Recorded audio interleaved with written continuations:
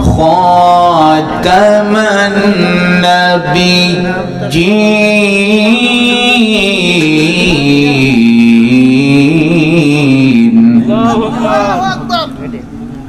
وكان الله بكل شيء عليما.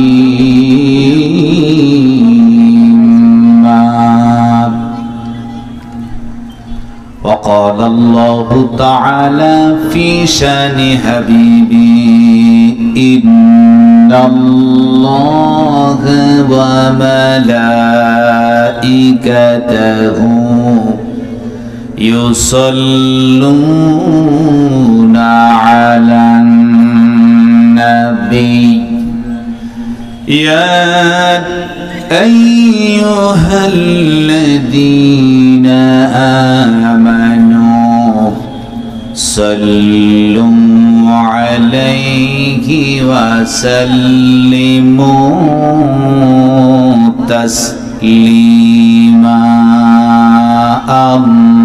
اللهم صل على سيدنا مولانا محمد وعلى آل سيدنا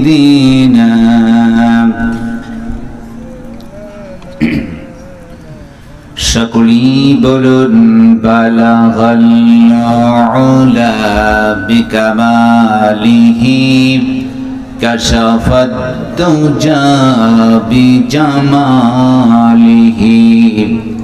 حسنت جميع خصاله صلوا عليه नसीमा जानबे बतखो गुजरी कुन जहालुम में मोहम्मद रा खबरी कुन बलगल उला बिकमालिही कशफत दुजा बिजमालिही حسنت جميع خصاله صلوا عليه وآله. একটু জিকির করুন লা ইলাহা ইল্লাল্লাহ লা ইলাহা। প্রাণ খুলে জবান খুলে আল্লাহরে ডাকুন সুবহানাল্লাহ ওয়ালহামদুলিল্লাহ লা ইলাহা ইল্লাল্লাহ সুবহানাল্লাহ ওয়ালহামদুলিল্লাহ লা ইলাহা লা ইলাহা ইল্লাল্লাহু মুহাম্মাদুর রাসূলুল্লাহ সাল্লাল্লাহু আলাইহি ওয়াসাল্লাম। উপস্থিত পাবনা জেলার ঈশ্বরদী থানার অন্তর্গত চাঁদপুর গোরস্থান সংলগ্ন হাফিজিয়া মাদ্রাসা ঈদগাহ মাঠ যৌথ মিলিত আজকের এই অর্ণতিকল্প ঐতিহাসিক তাফসীরুল কোরআন মাহফিলের সম্মানিত সভাপতি, অত্র এলাকার কৃতি সন্তান যিনি হচ্ছেন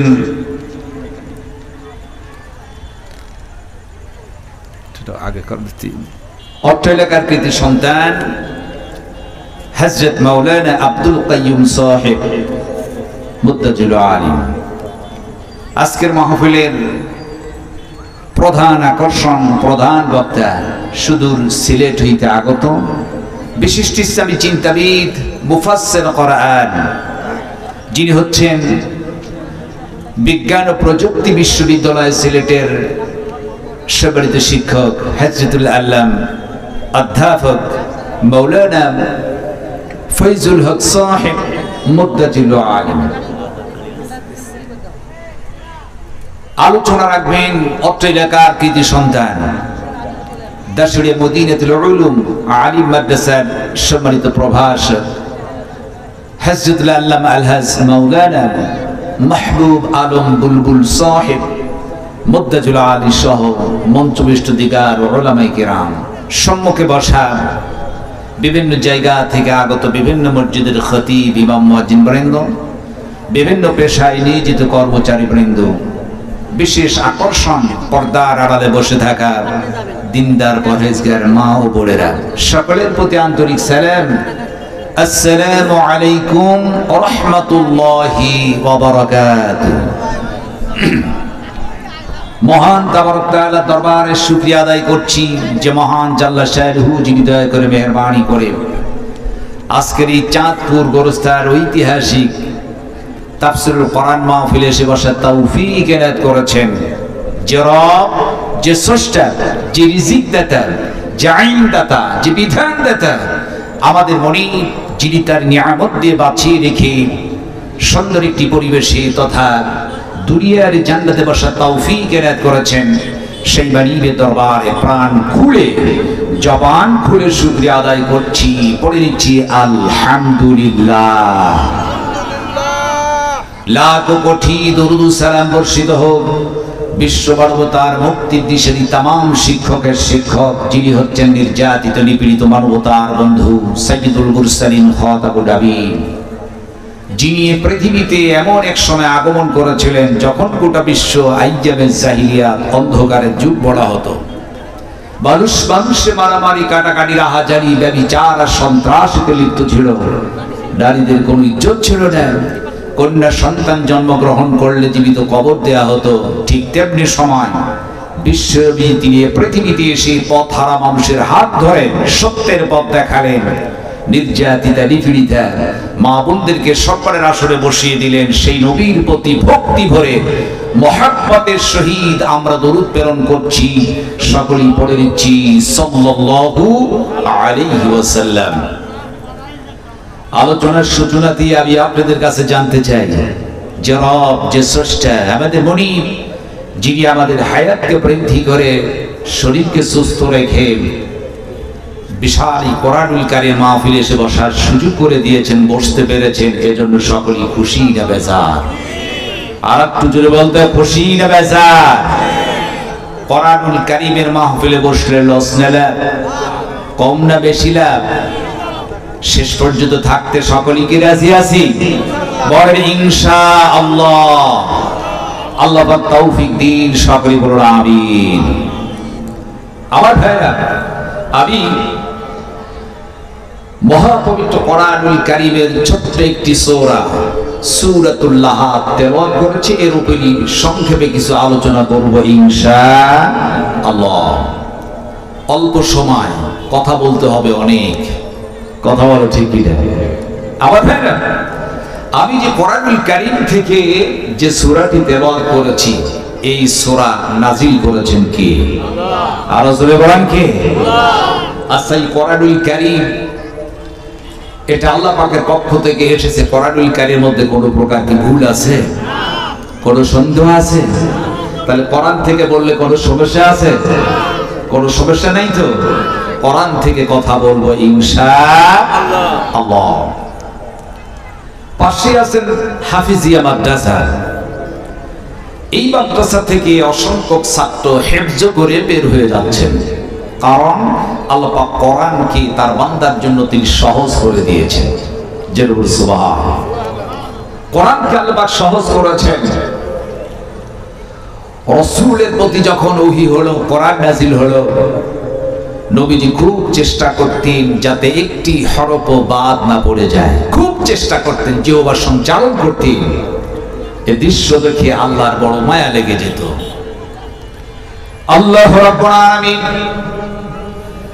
নবীজির এই দ্রুত জিহ্বার সঞ্চালন দেখে আল্লাহর বড় মায়া লেগে গেল।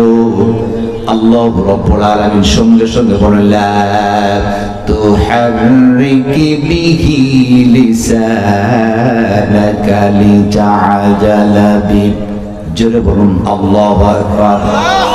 আল্লাহ রাব্বুল আলামিন বললেন নবী আমার কোরআনুল কারীমকে মুখস্থ করার জন্য খুব তাড়াহুড়া করার প্রয়োজন নেই।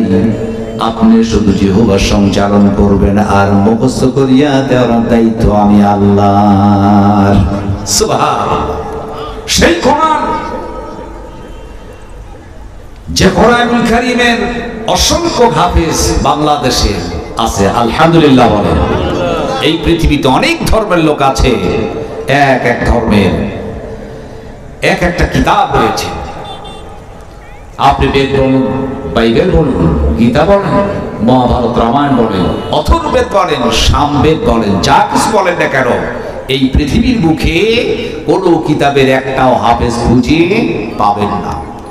কিন্তু কোরআনুল কারীমের হাফেজ লক্ষ লক্ষই বাংলাদেশে আছে কি নাই? আছে কি নাই? আছে আমার ভাইরা। এ কোরআন এমন একটি কিতাব, পৃথিবীর মানুষ, গবেষক, লেখক, কবি তারা অনেক কিতাব লিখে থাকে। মানুষের মধ্যে দুর্বলতা আছে বলেই লিখে থাকে। লিখতে গিয়ে যদি ভুল হয় জানালে সংশোধন করা হবে। তার মানে মানুষের মধ্যে দুর্বলতা, ভুল হওয়াটা স্বাভাবিক। কথা বলে ঠিকই যায়।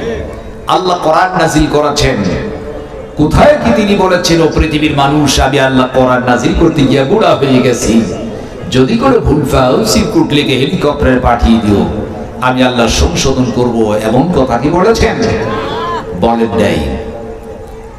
আল্লাহ রাব্বুল আলামিন বরং তিনি চ্যালেঞ্জ করেছেন, লিকাল কিতাবু লা রাইবা ফীহি হুদাল লিল মুত্তাকিন।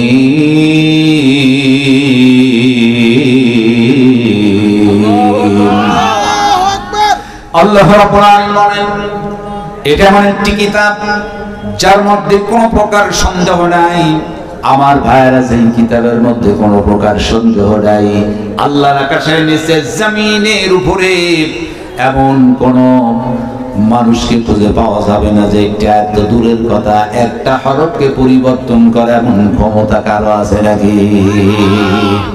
কারণ আমার ভাইরা সেই কোরআন কিন্তু ইতিমধ্যে পৃথিবীর বিভিন্ন দেশে, আমাদের বাংলাদেশ সহ সূক্ষ্ম কায়দায় জমিন থেকে কোরআনকে মুছে দেওয়ার ষড়যন্ত্র চলছে। কথা বলেন ঠিক কিনা? যতই চেষ্টা করুক না কেন জমিন থেকে কোরআনুল কারীম কখনো মুছে দিতে পারবে না। কাফেরেরা কিন্তু কম চেষ্টা করে নাই, এরাও চেষ্টা চালিয়েছিল, কিন্তু সব কিছু ব্যর্থ হয়ে গেছে। কথা বলে ঠিক কিনা?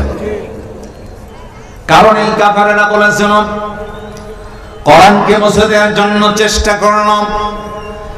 আল্লাহ রাব্বুল আলামিন বলেন, ইউরিদুনা লিয়ুতফিউ নূরাল্লাহি বিআফওয়াহিহিম আল্লাহু মুতিম্মু নূরিহি ওয়ালাউ কারিহাল কাফিরুন।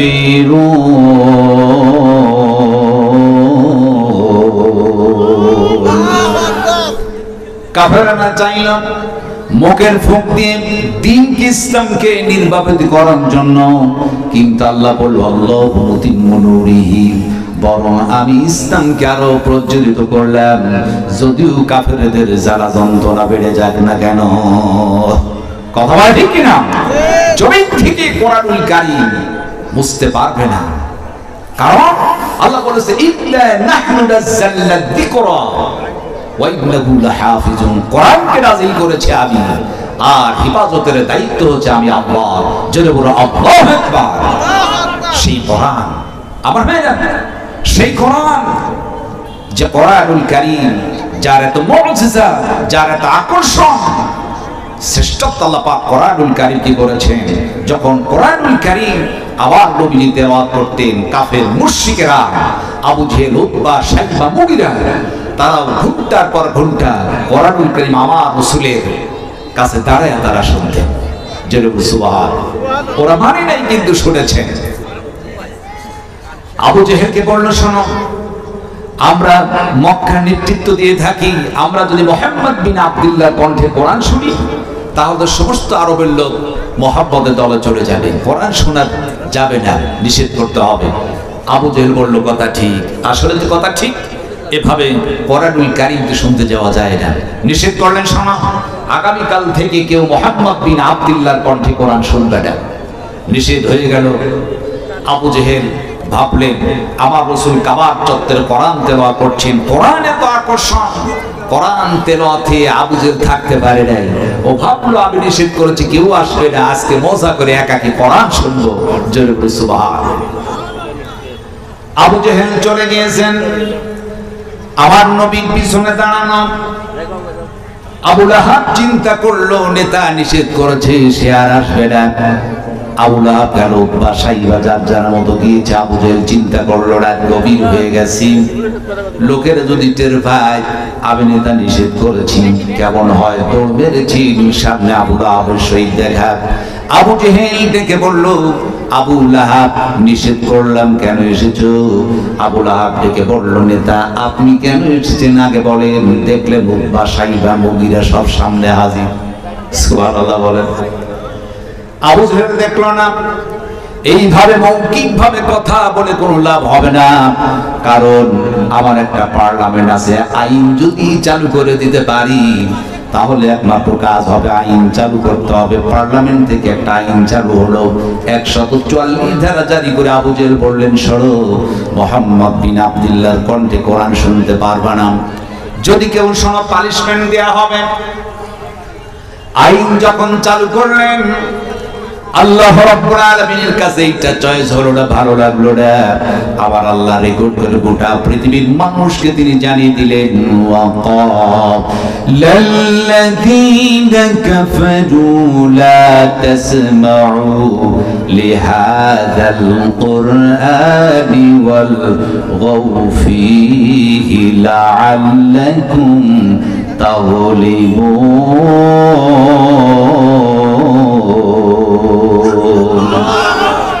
আবু জেহেল বললেন আর তাসমাউ, কখনো নয়, কোরআন শোনাই যাবে না।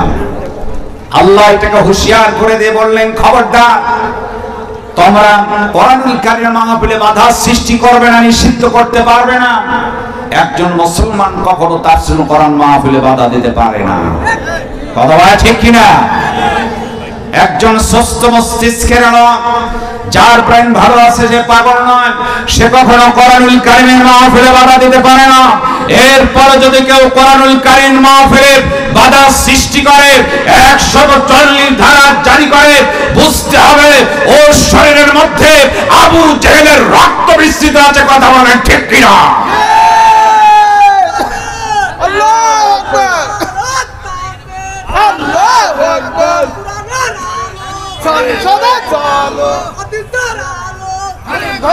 আমার ভাইরা, আমার ভাইরা, গোটা বাংলাদেশের প্রায় জেলাতে আমার পদার্পণ। গত 16টি বছর মাহফিল করেছে, অনেক কষ্টের মাধ্যমে। মাহফিল করার জন্য পারমিশন নেওয়ার প্রয়োজন হতো ডিসি অফিস থেকে। এরপর নেতা নেত্রীর এমন ভিড় ছিল, একজনের নাম যদি পোস্টারে না থাকতো মাহফিল বন্ধ হয়ে যেত। মাহফিল করতে গিয়ে একটু এদিক সেদিক কথাবার্তা হলে মাহফিল থেকে বের করে দেওয়া হতো। এই অবস্থা হয়েছিল কি হয় নাই? আমার ভাইরা, কোরআনুল কারীমের মাহফিলে যারা বাধা সৃষ্টি করে, বুঝতে হবে এরা কখনো মুসলমান হিসাবে দাবি করতে পারে না। কথা বলা ঠিক কিনা? গাছের গুড়া কেটে দিয়ে মাথায় যদি পানি ঢালে, বলেন তো এই গাছ বাঁচবে? একদিকে ইসলামের বড় বড় কথা, তাহাজ্জুদের নামাজ, ফজরের সময় যায় নামাজ খোঁজে, আর আলেম ওলামাদেরকে নির্যাতন করে বিনা দোষে কারাগারের মধ্যে আটকায় রাখে। কথা বলেন ঠিক কিনা? এরা কখনো মুসলমান হিসাবে দাবি করতে পারে না। কথা বলেন ঠিক কিনা? আবার ভাইরা, সুতরাং কোরআনুল কারীমের মাহফিলে কেউ কখনো বাধাও দিতে পারে না। সেই কোরআন কাফেররা যেটাকে মুগ্ধ হয়ে গিয়েছিল। আমার সময় কম, আমি তেমন বিস্তারিত আলোচনা করতে পারবো না। আমি সূরাতুল লাহাব তেলাওয়াত করছি, আসুন আমি মূল আলোচনায় ঢুকে পড়ি। সূরাতুল লাহাব এটা হচ্ছে 30 পারা, 111 নম্বর সূরা। রুকু আছে একটি, আয়াত আছে 5টি, নাজিল হয়েছে মক্কায়।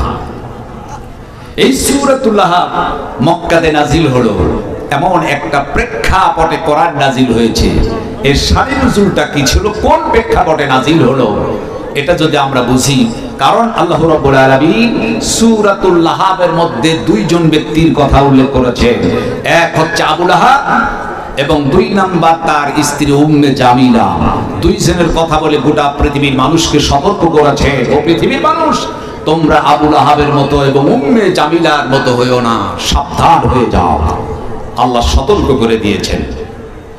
এর শানি নজুল ছিল রাসূল পাক সাল্লাল্লাহু আলাইহি ওয়াসাল্লাম তিনি সাফা পাহাড়ের নিকটে হাজির হলেন এবং একটা খাওয়ার আয়োজন করলেন। খাওয়ার আয়োজন করে তার আপন চাচা আবু লাহাব, গ্রামের চাচা আবু জেহেল, উতবা, সাইবা, মুগিরা, নেতৃস্থানীয় যারা কাবা ঘর, এই কাবা এলাকা মক্কা নগরে যারা নেতৃত্ব দিত, এদেরকে তিনি দাওয়াত দিয়ে দিলেন। খাবার দাওয়াত, কিসের দাওয়াত? খাবারের জন্য দাওয়াত। রাসূল জানতেন এরা হচ্ছে খাওয়ায় ভালো, খাওয়া দিলে খুব ভালো আছে। দেখেন আমাদের দেশে কিছু রাজনৈতিক নেতারা, কিছু কর্মী আছে, যে খাওয়া আছে যেখানে, ওরা আছে সেখানে। খাও দাও ফুর্তি করো, আছে কি নাই? টাকা আসে যেখানে, ওরা আছে সেখানে। টাকা নাই, ওরাও নাই, আছে কি নাই? সেই সময় তদানীন্তনকালে আরব দেশে 42 জন নেতা দ্বারা পরিচালিত হতো। কয়জন নেতা ছিল? 42 জন। এর মধ্যে প্রতিষ্ঠিত জাতি ছিল 3টি জাতি। কয়টা জাতি? 3টি। এক হচ্ছে ইহুদি, 2 নাম্বার খ্রিস্টান, 3 নাম্বার মুশরিক। ইহুদির যিনি নেতা ছিলেন এর নাম ছিল মারহাত। খ্রিস্টানের যিনি নেতা ছিলেন এর নাম ছিল খুয়াইলিদ। আর মুশরিকের যিনি নেতা ছিলেন তার নাম ছিল আবু জেহেল। 3টি জাতির 3 জন নেতা। আর ইহুদিদের মূল ব্যবসা ছিল হচ্ছে সুদের ব্যবসা, খ্রিস্টানদের মূল ব্যবসা ছিল হচ্ছে মদের ব্যবসা, মুশরিকদের মূল ব্যবসা ছিল হচ্ছে নারীর ব্যবসা। এরপর মহিলা নেত্রী ছিল 3 জন। এই 40 জন 42 জনের মধ্যে 3 জন মহিলা নারী ছিল, নেতৃত্ব ছিল। এর মধ্যে একজন ছিল উম্মে জামিলা, একজন ছিল হিন্দা, একজনের নাম ছিল নাকেরা। নাকেরার কাজ ছিল, আবু জেহেলের স্ত্রী নাকেরা, এর কাজ ছিল অর্থ, টাকা, মাস্তান আর অর্থের বিনিময়ে আল্লাহ রাসূলকে ফাঁসির কাস্টে ঝুলিয়ে হত্যা করার কাজে তিনি নিয়োজিত ছিলেন। নাকেরা শব্দের অর্থ হচ্ছে অনির্দিষ্ট। তার জীবনীতে লিখছেন আবু জেহেলের স্ত্রী নাকেরা তার স্বামী ছাড়া অবৈধ অনেক লোকের সাথে তার সম্পর্ক ছিল। জোরে বলুন নাউজুবিল্লাহ। যেমনি হারামজাদা নেতা তেমনি নেত্রী তার স্ত্রী। স্বামী ছাড়া কত লোকের সেই সঙ্গ দেয়, এমন নেত্রী ছিল, চরিত্রহীনা, লম্পট কথা বলে, ঠিক কি না? আমাদের দেশে এই ধরনের কিছু দেখেন লম্পট মার্কা মহিলা আছে, আছে কি নাই? দেখেন তসলিমা নাসরিন। তসলিমা নাসরিন তিনি এমন একজন মহিলা ছিলেন, আল্লাহর কালাম কোরআনের বিপক্ষে তিনি পদক্ষেপ নিয়েছিলেন। তিনি বলেছিলেন যে ওয়াত্তিনি ওয়াজ্জাইতুনি ওয়াতুরি সিনিন, এর অর্থ হচ্ছে ওয়াত্তিন, ওরা 3 জন জয়তুন বিবি, ওয়াতুরি সিনিন, আমি তোরে চিনি না, ওয়া হাযাল বালাদিল আমিন, এই বলদটা হচ্ছে আমিনের। জেনে বলুন নাউজুবিল্লাহ। তসলিমা নাসরিন তিনি বলেছেন পুরুষরা যদি 4টা বিবাহ করতে পারে, আমরা কেন 4টা স্বামী গ্রহণ করতে পারবো না? তিনি বলেছেন পুরুষরা যদি প্যান্ট পরে খালি গায়ে থাকতে পারে, আমরা নারীরা কেন খালি গায়ে থাকতে পারবো না? তার মানে তসলিমা যে একজন বেশ্যা মহিলা ছিলেন, কথা বলেন ঠিক কিনা? বাংলার জমিনের তাওহীদি জনতা সহ সেই দিন কে আওয়ামী লীগ করে, কে বিএনপি করে, কে জামাত ইসলাম করে, কে ফুরফুরার মুরিদ, কে চরমনার মুরিদ, সেই দিন কোনো ভেদাভেদ ছিল না। গোটা বাংলার তাওহীদি জনতা সেই দিন স্লোগান দিয়ে বলেছিল, যেই নারী কোরআনের বিপক্ষে, ইসলামের বিপক্ষে কথা বলে, এমন একজন নারীর বিচার চাই, ফাঁসির কাস্টে ঝুলিয়ে তাকে হত্যা করা হবে। কিন্তু আজও পর্যন্ত তসলিমা নাসরিনের বিচার হয় নাই, কথা বলে ঠিক কিনা?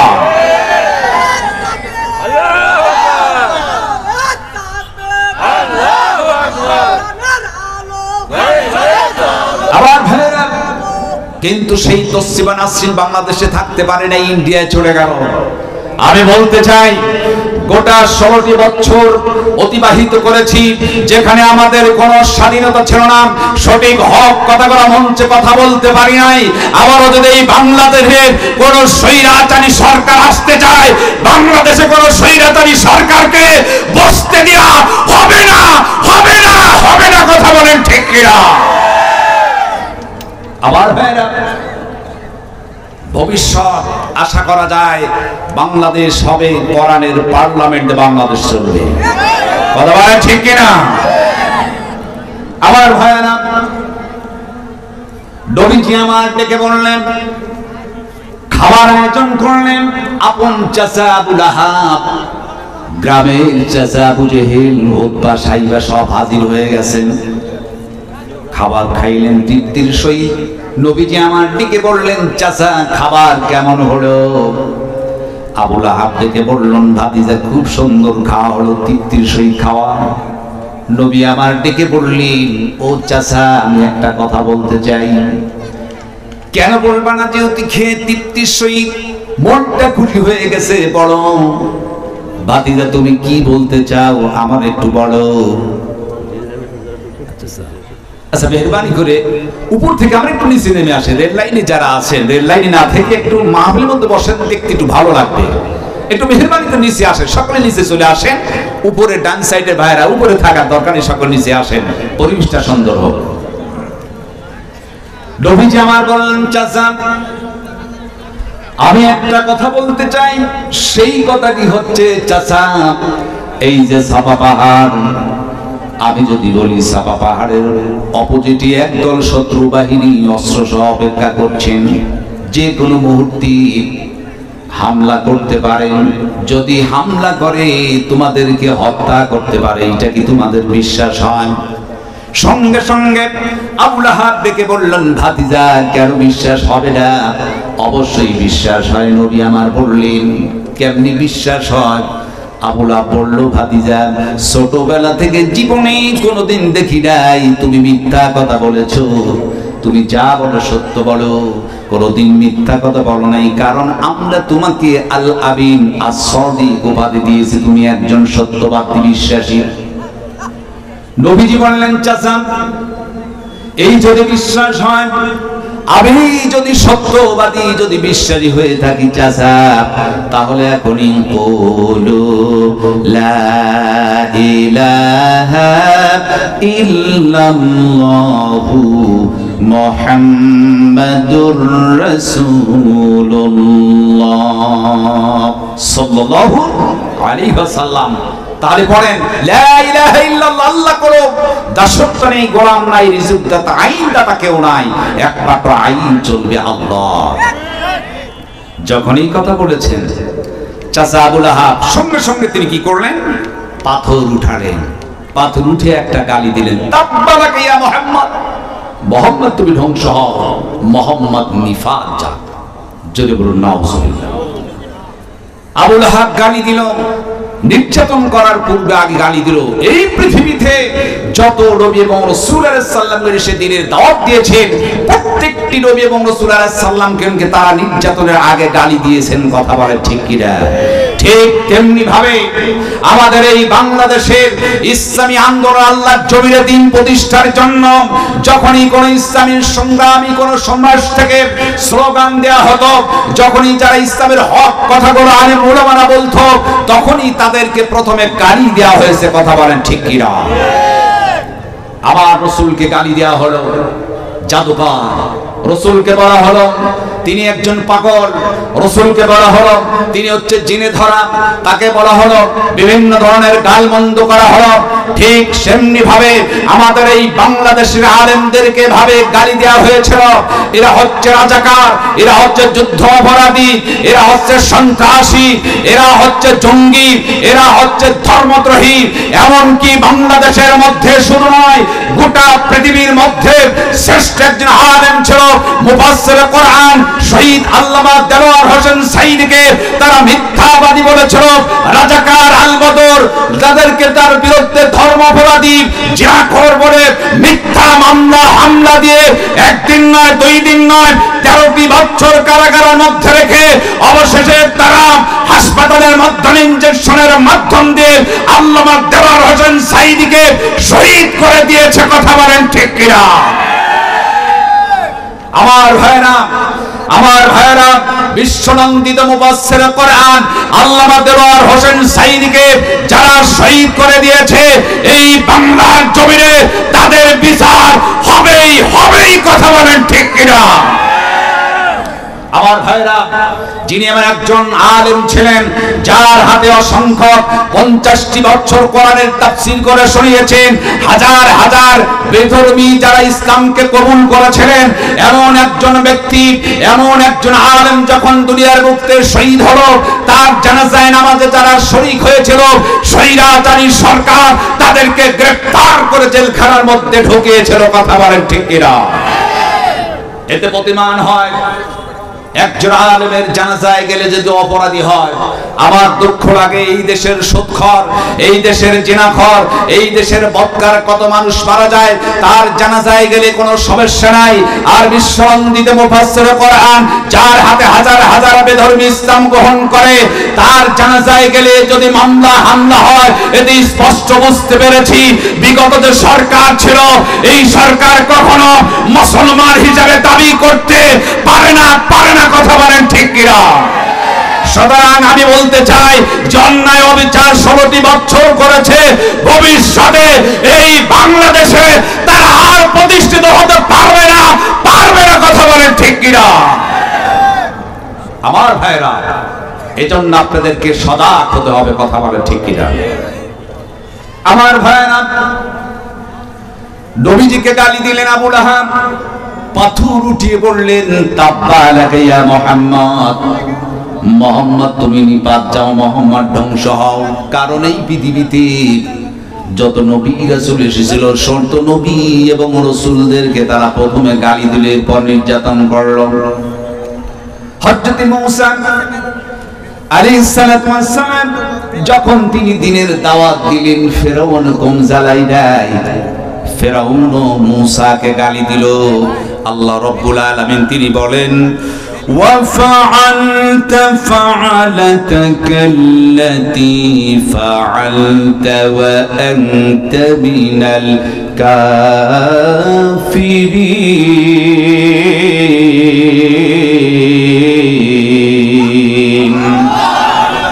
ফেরাউন বলল, মুসা আলাইহিস সালামকে বলল, তুমি যা করার তো তা করেই ফেলেছো, তুমি একজন অকৃতজ্ঞ, তুমি একজন কাফের। মুসা আলাইহিস সালামকে ফেরাউন গালি দিল কাফের বলে। কি বলে গালি দিল? বলল তুমি কাফের। শুধু এটা বলেই ক্ষান্ত হয় নাই, ওই ফেরাউন আবারও তারে গালি দিল, أنا خير من هذا الذي هو مهين ولا يكاد يبين।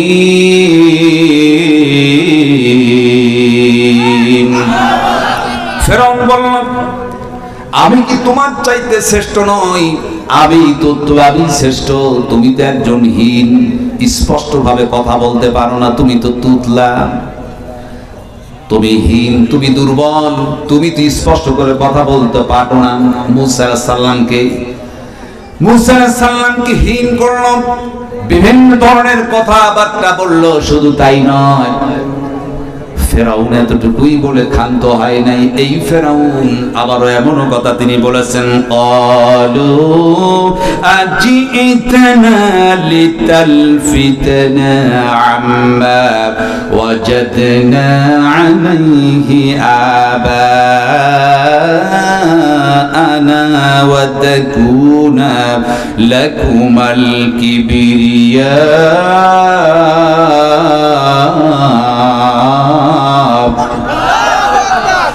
لكم الكبرياء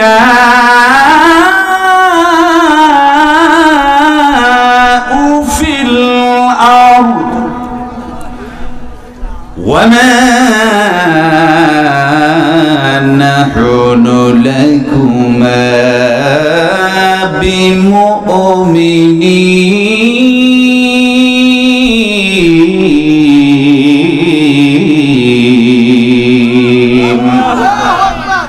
ফিরআউন বলল মুসা আলাইহিস সালামকে বলল, তোমরা কি এই জন্য আমার কাছে এসেছো? আমাদেরকে আমাদের দল থেকে তাড়ানোর জন্য, বাপ দাদার যেই ধর্ম মানি সেইটা থেকে আমাদেরকে পৃথক করার জন্য সমাজে তোমরা দুইজন প্রতিষ্ঠিত হতে যাও। শুনে রাখো মুসা, আমরা কিন্তু তোমাদের দুইজনকে মানব না। অর্থাৎ মুসা আলাইহিস সালাম তার ভাই হারুন আলাইহিস সালাম দুইজনের কথা বললাম, আমরা কিন্তু তোমাদের মানব না। বিভিন্ন ধরনের কথাবার্তা বললেন আমার ভাইরা। শুধু তাই নন, ফিরআউন চিন্তা করল, অনেক চেষ্টা করেছি মুসা আলাইহিস সালাম যখন পারলাম না, অবশ্যই তিনি চিন্তা করলেন হুজুরকে যদি ঘায়েল করতে আর একটা হুজুর লাগবে। কথা বলে ঠিক কিনা? এক হুজুরকে দুর্বল করতে হলে হুজুরই দরকার। কথা বলেন ঠিক কিনা? আমি এখানে বসেছি, আমার ভুল ধরতে হলে আরেকজন হুজুর লাগবে। যে কেউ ভুল ধরলে লোকে, বেটা তুই কি বুঝিস?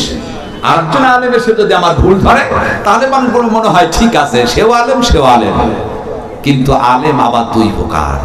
কয় প্রকার? দুই প্রকার আছে। ফিরআউন একজন হুজুর ঠিক করলেন। এই হুজুরের নাম ছিল বালাম বিন বাওর। বালাম বিন বাওরের কাছে হাজির হয়ে গেল। বালাম বিন বাওরের মুসাকে অনেক চেষ্টা করলাম, কিছুতেই থামাতে পারি না। এক আল্লাহর দাওয়াত দেন। বালাম বিন বাওর এমন একজন আলেম ছিলেন, ব্যক্তি ছিলেন, ও দোয়া করলেও কবুল হয়, বদদোয়া করলেও আল্লাহ কবুল করে নিতেন। বালাম বিন বাওরকে বললেন, মুসার বিরুদ্ধে তোমারে বদদোয়া দিতে হবে। বালাম বিন বাওর বললেন, না পারবো না, নবীর বিরুদ্ধে তো আমি বদদোয়া করতে পারবো না। এমন সময় বললেন, বেটা পারবি না? বাড়ি দিলাম, গাড়ি দিলাম, তোর ছেলে মেয়ের চাকরি দিলাম, চেয়ারটা দিয়েছি, অনেক কিছু দিয়েছি, তুই আমার কথা কি শুনবি না? অবশ্যই তোর দোয়া করতে হবে। আমার ভাইরা, বালাম বিন বাওরের মতো আমাদের এই বাংলাদেশে এক শ্রেণীর কিছু আলেম আছে, এদেরকে টাকা দিয়ে পয়সা দিয়ে চেয়ারে বসায়া আলেম ওলামাদের হক্কানি যারা আলেম তাদের বিরুদ্ধে ফতোয়া দেয়া হয়েছিল। কথা বলেন ঠিক কিনা? কথা বলেন ঠিক কিনা? এমনও আলেম ছিল জীবনে নামাজ নাই, ধইরা তারে জান্নাতেও দিয়ে দেয়। এরকম আলেম আছে কি ভাই? আছে কি নাই? ভাড়াটে কিছু মুনাফিক মার্কা আলেম ছিল, সরকারি দলীয় আলেম। এদেরকে টাকা পয়সা দিয়ে বসেছিল, আর ওরা বলতো ওই মৌলানা তো সে কথা বলে। একজন আলেম নিকৃষ্ট জাহান্নামের কীট, তার ঈমানকে বিক্রি করে আলেমদের বিরুদ্ধে ফতোয়া দিয়েছিল। কথা বলে ঠিক কিনা? দেওয়ার হোসেন সাইদির বিপক্ষে অনেক আলেম লিখেছিল, তারাও তার বিরুদ্ধে ফতোয়া দিত সরকারের টাকা খাইয়া। আছে কি নাই? আবার ভাইরা, আমি বলতে চাই, যারা মুনাফিক, এই ধরনের আলেমদেরকে চিহ্নিত করতে হবে। ভবিষ্যতে এই সমস্ত আলেম যারা ইসলামের বিপক্ষে কথা বলবে, এদেরকে চিহ্নিত করার দরকার আছে কি নাই? মুখে আছে দাড়ি, গায়ে আছে জুব্বা, শয়তানের আব্বা। আছে কি নাই? এ শুধু জুব্বাই গায়ে দেয়, দেখবেন খালি ইসলামের বিপক্ষে কথা বলে, এইটা খারাপ সেইটা খারাপ। উনি মনে অসগবি আলাইহিস সালাম, এরকম কিছু বাধা আছে কি নাই? বালাম বিন বাওরকে ঠিক করলো, তুমি কি করো? মুসার বিরুদ্ধে বদদোয়া করো। বালাম বিন বাওর এরপর তিনি রাজি হলেন, বললেন আগামীকাল মুসার বিরুদ্ধে বদদোয়া হবে। মাঠের মধ্যে গেল অসংখ্য মানুষ। বালাম বিন বাওর দুটি হাত তুলেছেন, ইয়া রব হাল্লিক মুসা। যখনই বলেছেন হাল্লিক মুসা, সঙ্গে সঙ্গে আমার রব জিহ্বার টান দিয়ে বের করে বুকে শীত লটকায় দিল। জোরে বলে আল্লাহু আকবার। বালাম বিন বাওর হাল্লিক মুসা বলেছেন, মুসা আলাইহিস সালামের জন্য বদদোয়া করে জিহ্বার টান দিয়ে বুকে শীত লটকায় দিল। আমি বলে দেই, ও আলেমেরা খবরদার, যদি আল্লাহ রাসূলের বিরুদ্ধে পদক্ষেপ নাও, যারা আলেম ইসলামী আন্দোলনের যে আলেম আছে জমিনে দিন প্রতিষ্ঠিত হয়, আর যারা তার বিপক্ষে কথা বলে, সাবধান হয়ে যাও। আমার রব ইচ্ছা করলে তোমারে বুবা বানায় দিতে পারে। কথা বলেন ঠিক কিনা? পাগল বানায় দেশে দেশে ঘোরাতে পারে, কথা বলেন ঠিক কিনা? নজির আমরা দেখেছি কিছু আলেম এখন পাগলের ভেসে ঘুরতেছেন, আছে কি যাই? আমার ভাইরা, আমার নবীজি কি আবু লাহাব তিনি গালি দিলেন, আবু লাহাব বললেন তাব্বা লাকা ইয়া মুহাম্মদ, তুমি ধ্বংস হয়ে যাও, এই জন্য কি তুমি আমাদেরকে ডেকেছো, তুমি নিফাত যাও। যখন তাকে গালমন্দ করা হলো, তার বিরুদ্ধে যখন কথা বললেন, শুধু কথা বলেই ক্ষান্ত হয় নাই, আবু লাহাব পাথর উঠিয়ে নবীজির চেহারার দিকে মেরে দিল। সুন্দর চেহারা, কপালে এসে পাথর যখন লেগে গেছে, দরদর করে রক্তগুলো পড়ে যায়। এমন সময় আমার ভাইয়েরা, একজন মুসলিম, ইসলামের প্রাথমিক যুগের ঘটনা, মক্কাতে 2 দিন আগে ইসলাম কবুল করেছেন, মাত্র ইসলামের বয়স 2 দিন। কয়দিন? 2 দিন আগে ইসলাম কবুল করেছেন মুসলিম, নাম তার আবুল হালাম। তিনি বললেন না, আমার জীবন থাকতে নবীর গায়ে আর পাথর লাগতে দেয়া যাবে না। আবুল হালাম সামনে দাঁড়ালেন, সামনে তিনি 2টি হাত টান টান করে দাঁড়িয়ে বুকটা বেঁধে দিলেন, ডেকে বললেন, কাফেররা যত পাথর মারো আমার বুকে, আমার নবীর গায়ে দ্বিতীয় আর পাথর লাগতে দিব না। সুবহানাল্লাহ। আবুল হালাম তিনি 2টি হাত টান টান করে দাঁড়িয়ে গেলেন, যেভাবে রংপুরের আবু সাইদ 2টি হাত টান টান করে দাঁড়ায় গেলেন। পুলিশের লোকের 1টা না 2টা না 3টি গুলি করেছিলেন, আবু সাইদ জমিনের উপর ঢলে পড়লো, শহীদ হলো। কথা বলে ঠিক কিনা? আবু সাইদ রক্ত দিলেন, রক্ত দিয়ে এই বাংলাদেশকে তিনি স্বাধীন করেছেন। কথা বলেন ঠিক কিনা? এই দেশে যত শহীদের রক্ত ঝরবে, ততই তাড়াতাড়ি বাংলাদেশে ইসলামের পতাকা উড্ডীয়মান হবে। কথা বলেন ঠিক কিনা? শহীদের রক্ত যত ধরবে, তত তাড়াতাড়ি ইসলামের পতাকা উড্ডীয়মান হবে। জোরে বলো আল্লাহু আকবার। আবার ভাইরা, আজ দেখেন আপনাদের পাশে হেফজখানা আছে, এখানে বিল্ডিং তৈরি করা হয়েছে। এই বিল্ডিং তৈরি করতে গিয়ে কি করা হয়েছিল? অসংখ্য ইটকে পুড়ায়া, সেইটকে ভেঙে টুকরো টুকরো করে মাটির নিচে ঢোকানোর পর সুন্দর একটি ভিত্তির প্রস্তর স্থাপন হলো। এরপর সুন্দর একটি বিল্ডিং উপহার দিয়েছেন। কথা বলেন ঠিক কিনা?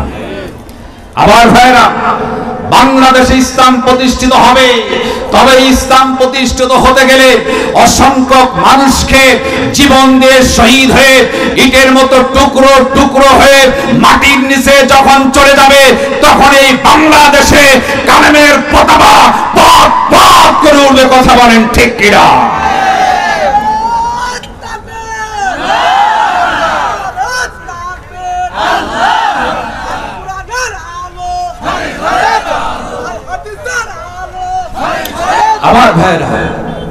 আমার ভাইরা, এজন্য দ্বীন ইসলাম অবশ্যই 100% প্রতিষ্ঠিত হবে ইনশাআল্লাহ। আবার ভাইরা, আবুল হালাম তিনি 2টি হাত টান টান করে বুকটা বেঁধে দিয়েছেন।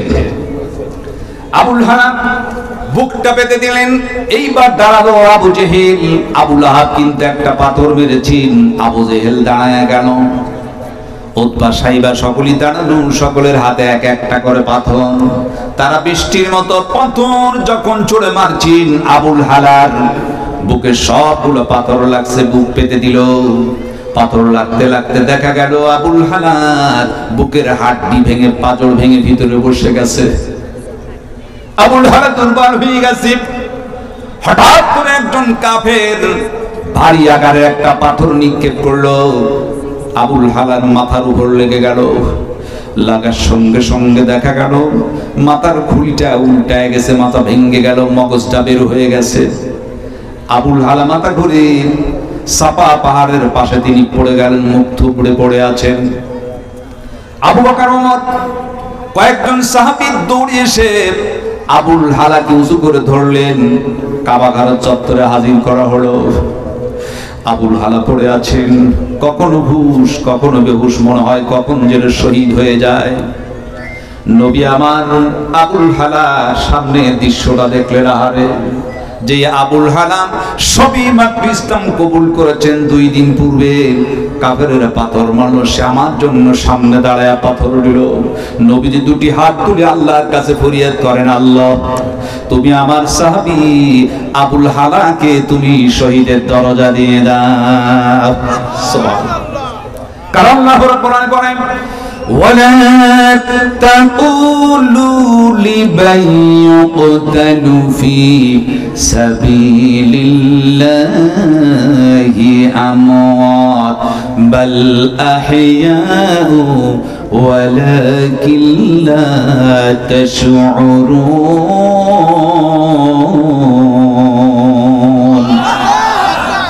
আল্লাহ রাব্বুল আলামিন বলেন, যারা আল্লাহর রাস্তায় নিহত হয় তাদেরকে তোমরা মরা বলো না, বাল আহিয়া বরং তারা জিন্দা, তারা তো শহীদ। কারণ শহীদের মৃত্যু মরতে দেরি, জান্নাত পাইতে দেরি নাই। কথা বলেন ঠিক কি না? মরতে দেরি, জান্নাত পাইতে দেরি নাই। জোরে বল সুবহানাল্লাহ। আমার ভাইরা, এই জন্য আবুল হালাক নবীজি যখন দোয়া করছেন, আবুল হালাক বিড়বিড় করে কি যেন বলতেছেন। নবীজি আমার চলে আসলেন, আবুল হালার মুখে সেই নবীজি কানটা লাগাই দিল। আবুল হালা ডেকে বলেন, ইয়া রাসূলুল্লাহ, 2 দিন পূর্বে ইসলাম কবুল করেছি, কত অন্যায় করেছিলাম, চাইলাম বাকি জীবনটা হুজুর আপনার সহিত সময় কাটিয়ে দেব, কিন্তু আমি দেখতে পাচ্ছি জান্নাতের নাজ নিয়ামত আর সব ঘ্রাণ নাকে লাগছে। এই মুহূর্তে বিদায় বুঝতে পেরেছি, হুজুর আমার জন্য দোয়া করেন। আপনি যে শহীদের জন্য দোয়া করছেন সবের সেরাই, হুজুর আমার জন্য দোয়া করেন, আল্লাহ যেন আমাকে এমন একটি জান্নাত দেন যেই জান্নাতের মধ্যে থেকে হুজুর আমি আপনার খেদমতটা করতে পারি। জোরে বলো সুবহানাল্লাহ।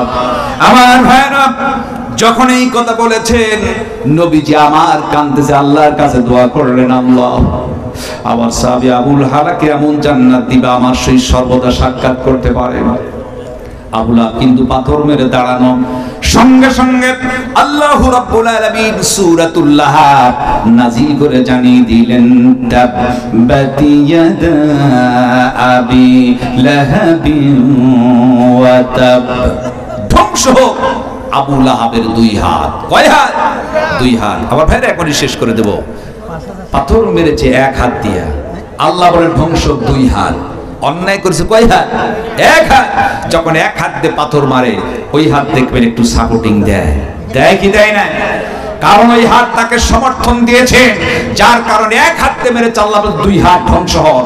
ঠিক তেমনি ভাবে আল্লাহর জমিনে দ্বীন প্রতিষ্ঠার জন্য যখন আন্দোলন করে, মিছিল করে, স্লোগান দেয়, এক শ্রেণীর মানুষ সেখানে বুলেটের গুলি দিয়ে ঝাঁঝরা করে দেয়, আরেক দল মানুষ তাকায় তাকায় দেখে।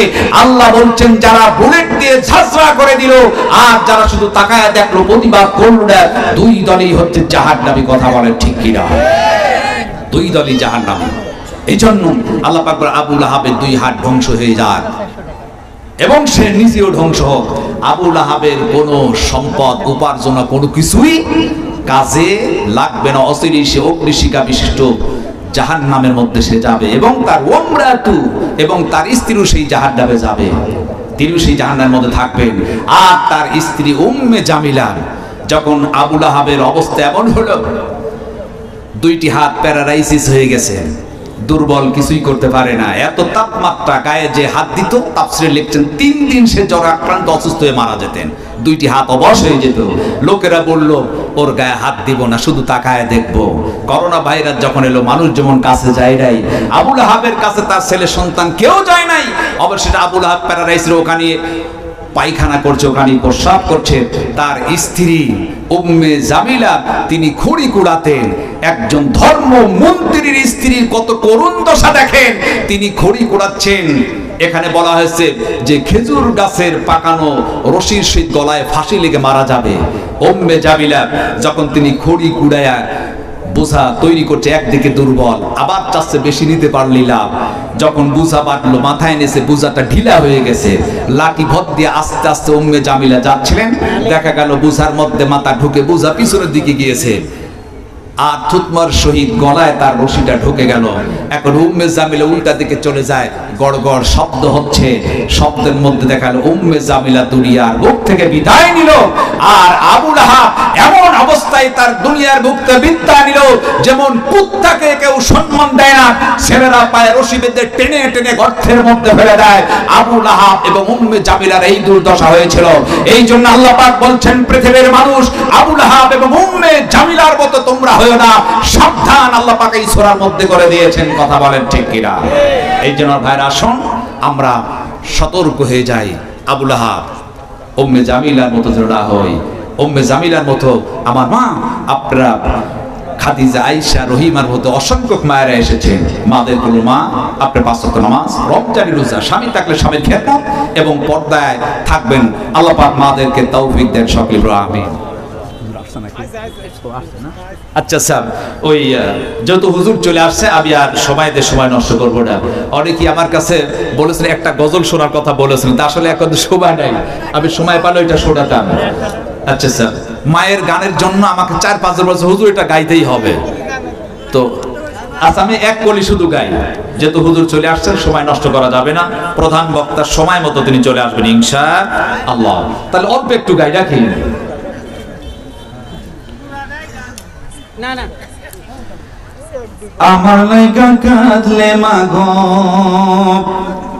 আমার লাইগা কাঁদলে মাগো সারাটি জনম, কোথায় গেলে পাবো আমি এমন আপনজন, কোথায় গেলে পাবো আমি এমন আপনজন। আমার লাগা কাঁদলে মাগো, আমার লাগা কাঁদলে মাগো সারাটি জনম, কোথায় গেলে পাবো আমি এমন আপনজন, কোথায় গেলে পাবো আমি এমন আপনজন। আরে কত রাত ঘুমাওনি মা গর্বে যখন আমি, কত কষ্ট সইছে মাগো জানে অন্তর যাবি। আরে কত রাত ঘুমাওনি মা গর্বে যখন আমি, কত কষ্ট সইছে মাগো জানে অন্তর যাবি। যে আমার মুখের প্রাণে মা,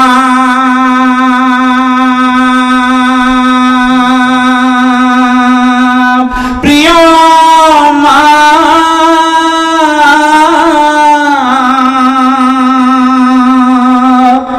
যে আমার মুখের পানি জুড়াইতে দুই নয়ন, কোথায় গেলে পাবো আমি এমন আপনজন, কোথায় গেলে পাবো আমি এমন আপনজন।